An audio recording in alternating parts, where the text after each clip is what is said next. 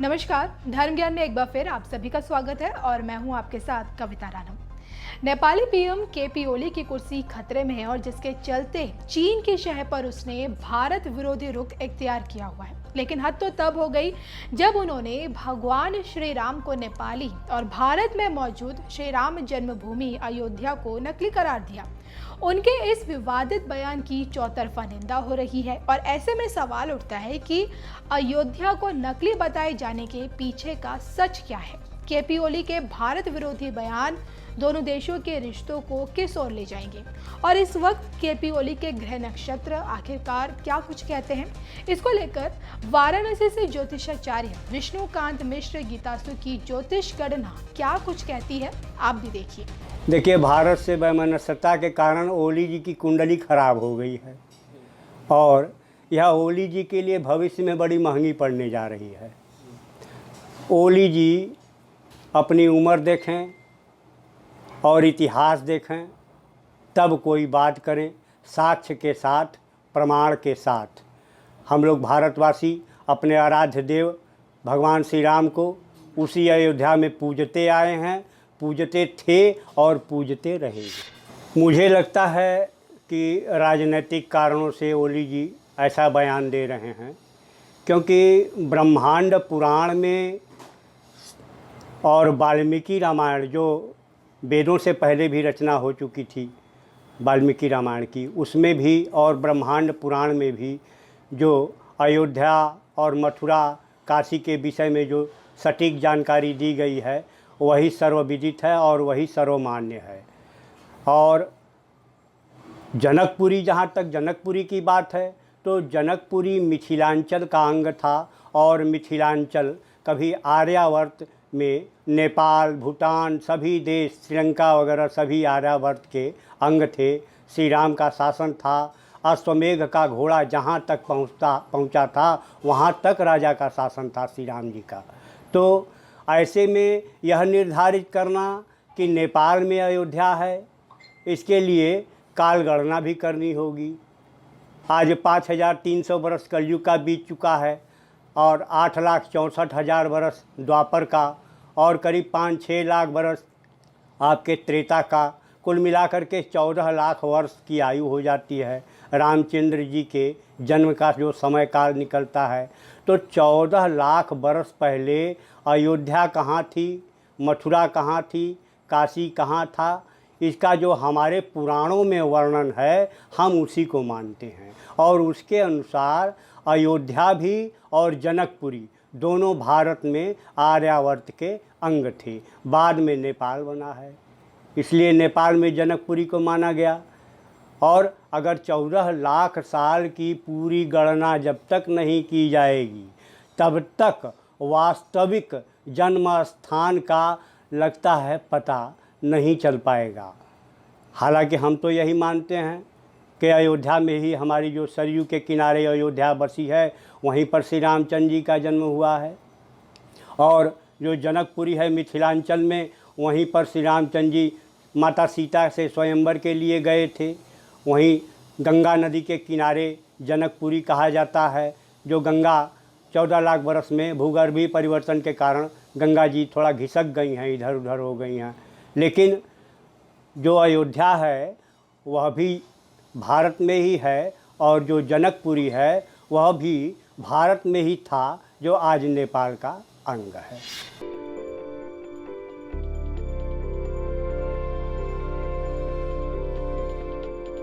Nepali media ने एक सवाल खड़ा किया है अपनी सरकार की ओर से।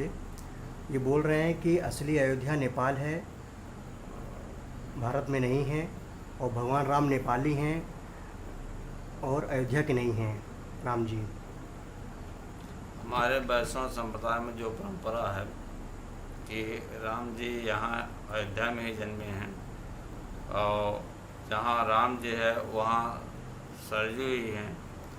जितनी दूर सरजू के ठीक जहाँ रामलला जी थे वहाँ ठीक उत्तर सरजू जी थी, तो मुख्य अयोध्या सरजू ही अयोध्या ही है। राम जी वास्तव में अयोध्या में पैदा हुए हैं। राजनीति में तो आदमी कुछ भी बोल सकते हैं, लेकिन मुख्य अयोध्या जहाँ सरजू मैया हैं राम जी का अयोध्या वही है।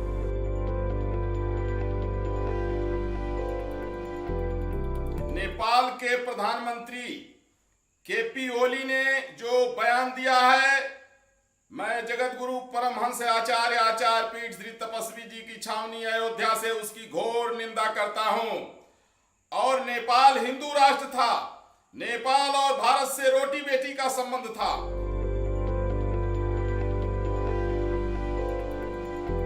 केपी शर्मा पहली बात तो खुद नेपाली नहीं है, और जो अपने देश का नागरिक नहीं है वो अपने देश का भला कब करेगा। केपी शर्मा जी पूरे नेपाल को पाकिस्तान की तर्ज पर भिखारी बनाने तुले हुए हैं। आज नेपाल की जनता को धोखा दे रहे हैं। चीन ने नेपाल के 2 दर्जन से अधिक गांव पर कब्जा कर रखा है। उसको छिपाने के लिए भगवान राम के नाम का आश्रय ले रहे हैं। और एक बता दें, भगवान राम तो पूरी दुनिया के हैं। भगवान राम ने जा करके नेपाल में कालांतर में धनुष भंग किया, माँ जानकी से विवाह किया, नेपाल की पहचान पूरी दुनिया में बनी। आज अगर नेपाल की पहचान पूरी दुनिया में है तो इसलिए केपी शर्मा नहीं दिलाई है, वो भारत और नेपाल के संबंधों से पहचानी जाती है। केपी शर्मा चीन की गुलामी करते हुए नेपाल की जनता के साथ धोखा दे रहे हैं अपने कुकर्मों पर पर्दा डालने के लिए। वो भगवान राम को नेपाली बता दें, हनुमान जी को नेपाली बता दें, उनके बताने से कुछ नहीं होता है। पूरी दुनिया जानती है कि मर्यादा पुरुषोत्तम प्रभु श्री रामचंद्र जी अयोध्या में पैदा हुए थे। केपी शर्मा का दिमाग सटक गया है, वो नेपाल वासियों के साथ धोखा दे रहे हैं और इसका दुष्परिणाम नेपाल की जनता को भुगतना पड़ेगा। नेपाल की जनता को चाहिए कि खुलकर सड़क पर आए और केपी शर्मा को दिखा दें कि केपी शर्मा कितना बड़ा कुठाराघात कर रहे हैं। एक पागल व्यक्ति कहने से हम अपना संबंध नहीं तोड़ सकते हैं। बद्री का आश्रम के महत्व के बारे में मैं बताता हूँ। देखिए, ऐसा है, हमारे पूरे भारतवर्ष में 12 ज्योतिर्लिंग हैं। सभी ज्योतिर्लिंगों का छोड़ के मैं खाली बद्रीनाथ के उसमें आता हूँ। हिमालय तो केदार है, ऐसा स्कंद पुराण करते हैं कि उन 12 ज्योतिर्लिंगों में जो 11वां ज्योतिर्लिंग है वो केदार है। तो समस्या ये थी, अगर केदार ज्योतिर्लिंग है तो जहाँ भी ज्योतिर्लिंग हैं वो भगवान शिव जी के हैं। उन शिव जी के ज्योतिर्लिंग में भगवान नारायण कहाँ से टपक पड़े। और फिर लिखा, वैकुंठो अष्टम साक्षात श्रेष्ठो बद्रिकाश्रम। इन भू वैकुंठों में भी कोई वैकुंठ है तो बद्रिकाश्रम है। उन्होंने केदार को नहीं बोला। ऐसा क्यों हुआ, उसका थोड़ा सा आपको हम वर्णन कर देते हैं। पहला तो ये है, ये भूमि भगवान शिव जी की थी और देवताओं की ये प्रार्थना हुई, हे नारायण, सतयुग में आपके दर्शन हुए तो चतुर्भुज रूप में हुए। त्रेता युग आया तो फिर भगवान का रामावतार हुआ। छोटे अन्य अंश अवतार, कला अवतार, युगावतार बहुत हुए, लेकिन छोटे हुए, उनमें रामावतार सबसे बड़ा था। रामावतार अगर हो गया तो त्रेता में जिन लोगों ने जन्म लिया होगा उन्होंने भगवान श्री राम को देखा। त्रेता भी गया, तब आया द्वापर। तो द्वापर में लिखते हैं भागवतकार कि कृष्णस्तु भगवान स्वयं। प्रथम स्कंद के 2 अध्याय में वर्णन आता है कि भगवान कृष्ण जो हुए वे संपूर्ण कलाओं से हुए, 16 कलाओं के साथ हुए, पूरे भगवान के पूर्ण अवतार थे। तो द्वापर में जितने भी उन्होंने काम किए होंगे उसके बारे में लिखते हैं। एक श्लोक श्रीमद् भागवत के 11वें स्कंद के 4 अध्याय में आता है, जहाँ पे लिखा है, नक्षत्रयाम कृतगाम चतुर्सप्त कृतो रामस्तो है गय कुलाप्य वर्गवग्नि स्वब्दिम वंद दशवक्रमहंस लंकम सीतापतिर्जयति लोकमलग्न कीर्ति। मतलब सत्युग का अंत आया तो महाराज परशुराम जी ने पूरी पृथ्वी नक्षत्रयाम कर दी, बिना नक्षत्रों के कर दी। 21 बार उनका विध्वंस किया। इस प्रकार सत्युग गुजर गया। त्रेता आया तो भूमि लिखते हैं, सुबदिम बभंत, भगवान नारायण स्वयं जो रामावतार लेके आए थे, उन्होंने अवधि में समुद्र के ऊपर श्वेत बांधा, पल्लीपार गए और राक्षसों का विध्वंस करके रावण का विनाश कर दिया। उनकी अलगन निष्कपट कीर्ति आज भी फैली है। ऐसा आया त्रेता। अब आया द्वापर। तो भूमिर भरावतरणाय यदो स्वजन्म जातः करिष्यति शूरैरपि दुष्कराणि देवताओं ने भी जिस कार्य को नहीं किया वो काम भगवान कृष्ण ने किया, ऐसा द्वापर आया। अब लिखते हैं जब 3 युग तक दर्शन हो गया, चौथा युग आने का है, तो लिखा है उसमें कि बदिर्विमोहयति यज्ञ कृतो ददर्घन, जब ऐसा कलयुग आएगा जिसमें कोई भी अच्छी तरह बात न कर सके, उल्टे उल्टे काम होंगे, तो भगवान का फिर अवतार होगा और वो भूमि का भार उतार देंगे।